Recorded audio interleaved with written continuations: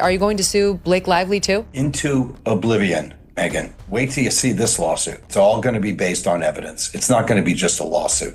It's going to be the kind of lawsuit that is full of evidence, admissions, documents, which prove exactly what she did. Because actually, Blake Lively's publicist, Leslie Sloan, was planting stories negative to Justin. And all Justin wanted to do, and it's all through the text messages. If the New York Times apparently reviewed 1,000 or more pages of text messages, they would have seen it. Justin never wanted to hurt her, never wanted to be negative to her.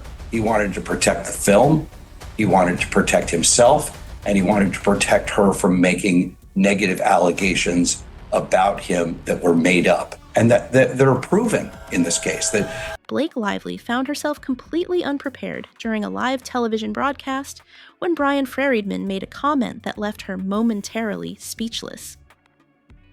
This wasn't just another day in the spotlight for the Hollywood star. It was a moment that would reverberate through the media landscape for weeks to come. Known for her trademark charm and quick wit, Blake usually navigated the unpredictable waters of live television with ease. Worked with the New York Times. Her publicist worked directly with the New York Times.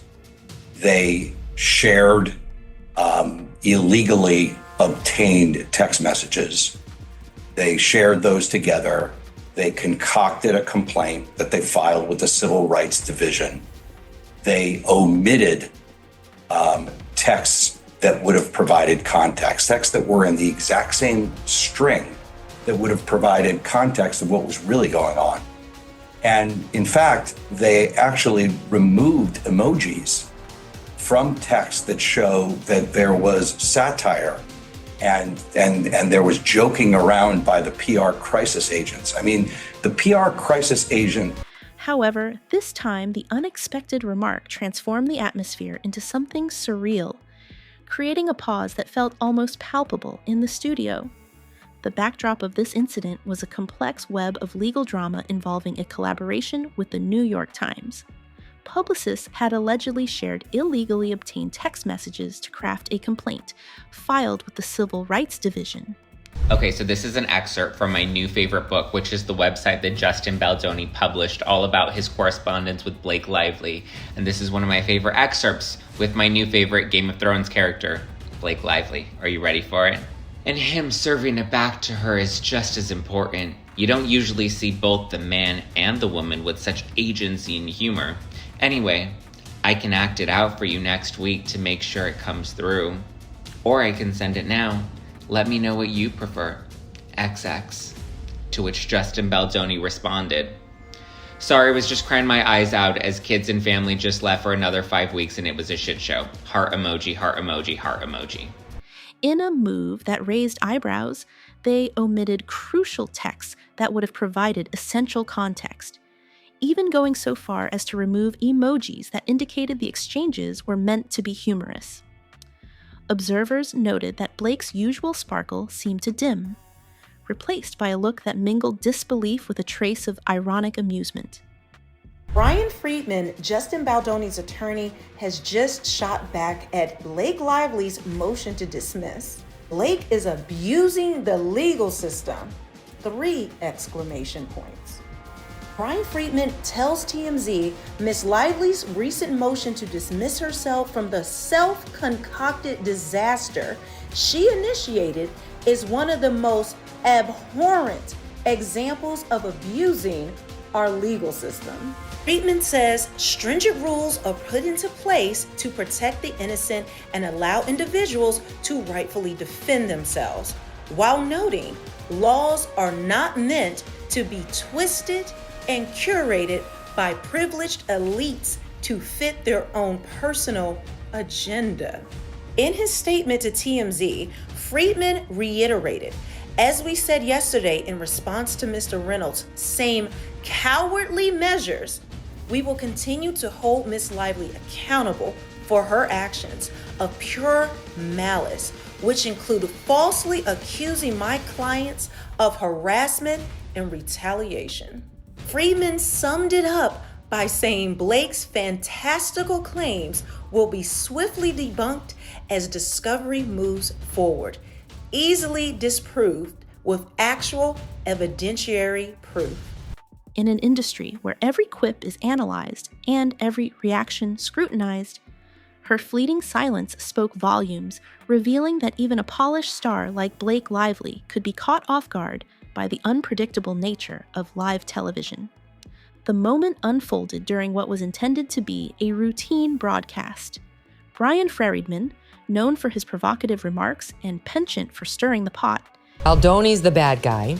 And just to lay it out for the audience in a little bit more detail, what she's claiming is that even though she was a much bigger star than Justin Baldoni, who I never heard of before this lawsuit, she's the much bigger star, and she's married to an even bigger star than she is, Ryan Reynolds, that she came in and onto this project and started to get harassed and mistreated by Justin and some others, and that when she then demanded that all of her concerns be rectified, that he did it, but that he was basically lying in wait for when the film would get released in case she went public with what happened, that he and his PR team determined to bury her, to ruin her, and that this wave of bad press we did see about Blake Lively when the film came out this past summer was not organic. It was totally orchestrated by Justin and his team, and they've gotten their hands on a bunch of texts.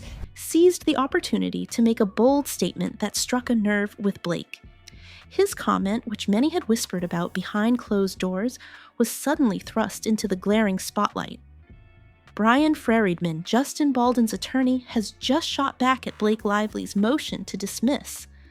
Blake is abusing the legal system, he declared, his tone dripping with smugness and irreverence. Baldoni, because he treated me well and did nothing wrong, and I allowed him to sit in a basement with his family because I was starstruck by Hugh Jackman. Yeah, that Blake Lively was the aggressor in this now epic showdown. Was it right after was it when Baldoni dropped the countersuit? Was it when Bryan Freedman put up the website with the 170 pages and all the text? Or was it right away when the Times wrote? Right away. I've always had an intuition about her, and I've always had an intuition about Taylor Swift and like the branding of the nice girl stuff.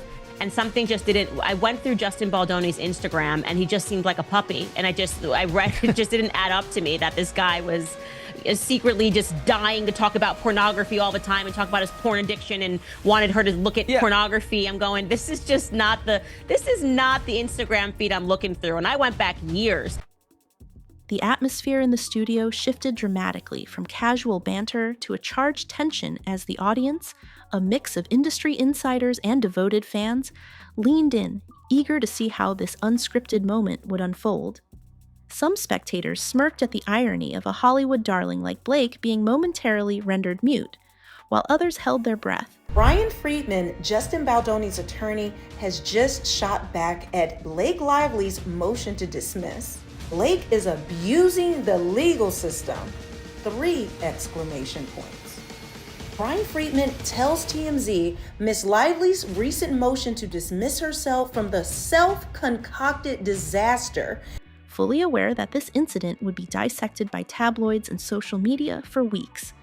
The cameras rolled, capturing every second of the unfolding drama, and it became clear that this was not just another segment, it was a turning point in live television history.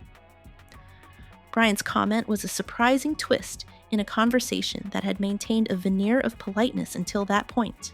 How she bullied her way through the process to take over the movie and used her PR people to try and destroy Justin. There's a number of different defendants here.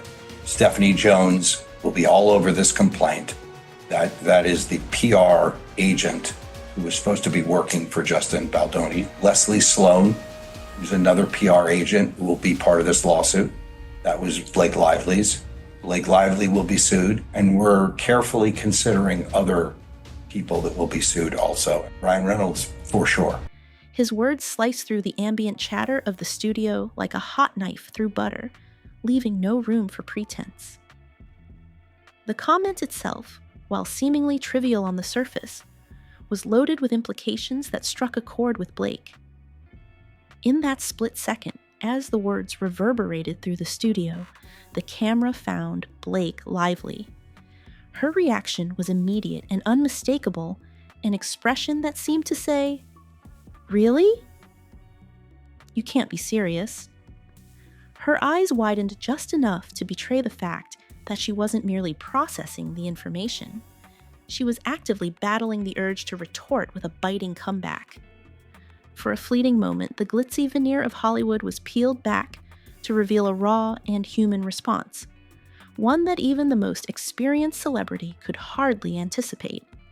Baldoni's the bad guy, and just to lay it out for the audience in a little bit more detail, what she's claiming is that even though she was a much bigger star than Justin Baldoni, who I never heard of before this lawsuit, she's the much bigger star, and she's married to an even bigger star than she is, Ryan Reynolds, that she came in and onto this project and started to get harassed and mistreated by Justin and some others, and that when she then demanded that all of her concerns be rectified, that he did it, but that he was basically lying in wait for when the film would get released in case she went public with what happened, that he and his PR team determined to bury her, to ruin her, and that this wave of bad press we did see about Blake Lively when the film came out this past summer was not organic. It was totally orchestrated by Justin and his team, and they've gotten their hands on a bunch of texts. The audience, a mix of industry insiders and diehard fans, sat at the edge of their seats, each wondering what the fallout of this unscripted moment might be. Some spectators smirked at the irony of the situation. After all, it's not every day that a Hollywood darling like Blake Lively is rendered momentarily mute by an offhand remark. Others, however, watched with bated breath, fully aware that this was the kind of moment that would be dissected by tabloids, social media, and late-night comedians for weeks to come. As the segment continued, Bryan, reveling in his own spontaneity, pressed further, his every word dripping with a self-assuredness that made it impossible to ignore. He casually mentioned something that, on paper, might have sounded trivial, but his tone transformed it into a statement loaded with implications. The studio's atmosphere shifted from casual chatter to a charged, almost electric tension. Blake Lively writes, "I can send you my pass at the roof, or just read with you when we get together next week. Let me know what you prefer, smiley face. If you knew me in person longer, you'd have a sense of just how flirty and yummy the ball busting would play. It's my love language, spicy and playfully bold, never with teeth." The audience, now buzzing with whispers and speculative glances, was acutely aware of the unspoken drama that had just unfolded. Blake, maintaining her composure, responded with the kind of polished, almost rehearsed retorts that celebrities are forced to deliver under the unforgiving gaze of live TV. Yet, her responses, while cool and collected, betrayed nothing of the inner turmoil that Bryan's comment had sparked. Instead, she seemed to be engaged in a delicate dance, trying to navigate the unexpected spotlight while upholding her carefully constructed public image. The narrative surrounding the incident quickly gained momentum, with analysts debating whether Bryan's remark was a calculated provocation or simply an offhand slip of the tongue.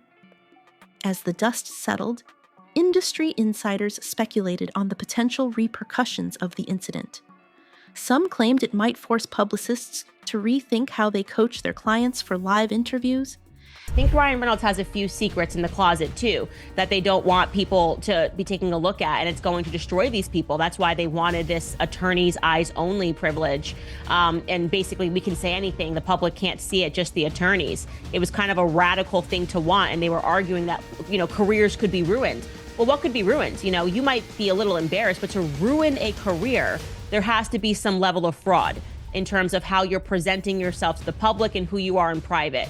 And so that kind of a desperate sort of a pleading, which was to do something that was abnormal and file for this attorney eyes only, which they didn't give them. He kind of half-waited and said, like, yeah, according to like medical records, which is self-explanatory.